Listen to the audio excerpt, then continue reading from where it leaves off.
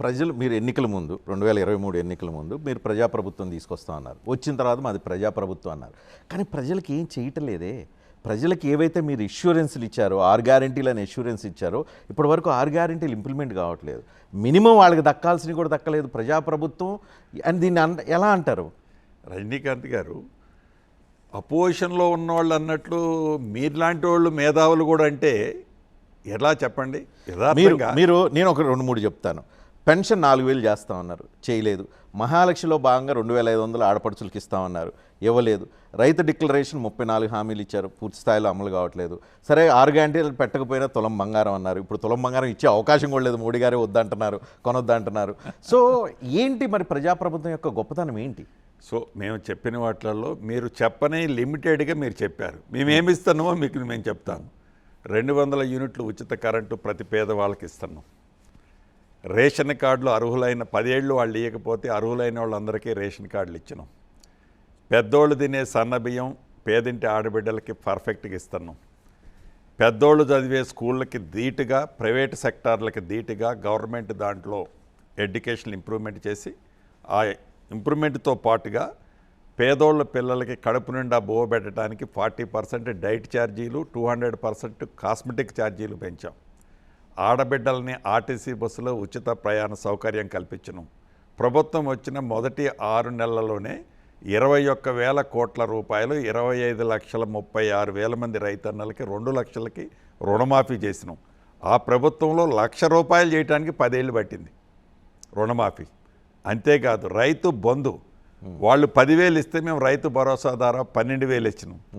ఇవాళ కళ్ళాలెమ్మటి ధాన్యం అంటే ఏంటో, మొక్కజొన్నలు ఏంటో తెలియని వాళ్ళు దోశలలో పట్టుకొని తిరుగుతూ ఇది అని చెప్తున్నారు. వాళ్ళు ఆనాడు రైతులకి మా ఖమ్మంలోనే నడి రోడ్డు మీద చంటి బిడ్డలు ఉన్నారని కూడా చూడకుండా సంఖ్యలు వేసుకుపోయి రైతులకు వ్యతిరేకంగా సంఖ్యలు వేసి జైల్లో పెడితే ఈ ప్రభుత్వం ఒరేస్తే ఊరని వాళ్ళంటే ఒరేసిన దానికి మద్దతు ధరతో పాటు సన్నవడ్లకి బోనస్ 500 ఇస్తున్నాం. అంటే మేము వాళ్ళు ఏదన్నా 1-6 మంచి చేసి ఉంటే, వాళ్ళు కళ్యాణ లక్ష్మి అప్పుడు ఇచ్చారు, దాన్ని మేమేం తీసేయలేదే. మంచి కార్యక్రమాన్ని కంటిన్యూ చేస్తున్నాం. రైతులకు ఇచ్చిన మాట కానీ నిరుద్యోగ యువత విషయంలో కూడా 71,000 పైచిలకు నిరుద్యోగులకు ఇప్పటివరకు ఉద్యోగాలు ఇచ్చినాం. ఇంకా ఇచ్చేవి కూడా అతి తొందరలో ప్రకటనలు కూడా రాబోతుంది. ఇప్పుడు మీరు చెప్పినవన్నీ ప్రతి ప్రభుత్వం ఎంతో కొంత చేయాలి, అది ప్రభుత్వ బాధ్యత. మీరు కొన్ని చేస్తున్నారు, కాదంటలే. కానీ చెయ్యని ఇప్పుడు మీరే అంటున్నారు, వరిలో కళ్ళాల్లో వరి ఉంది, తడిచిపోతుంది ధాన్యం, దానికి కొనుగోలు ధర లేక రైతులు రోడ్ల మీద ఉన్నారు. కొన్ని చోట్ల సరే అది మీరు పొలిటికల్ అంటారు, లగచర్లో రైతులను అరెస్ట్ చేశారు. ప్రజాప్రభుత్వం అంటే మరి ప్రజలకు అనుకూలంగా లేకుండా మరి ఇలాంటి ప్రజలకు కష్టపట్టే పనులు ఎందుకు చేస్తున్నారు? ప్రజలని, పేదవాళ్ళని ఎక్కడా ఈ ప్రభుత్వం కష్టపెట్టాలని కానీ వాళ్ళని ఇబ్బంది పెట్టాలని కానీ గతంలో లేదు, భవిష్యత్తులో కూడా ఉండదు. చాలా స్పష్టంగా మీకు చెప్పదలుచుకున్నాం. రైతులకి కళ్ళాలో ధాన్యం ఉన్నది, మొక్కజొన్నలు ఉన్నాయి.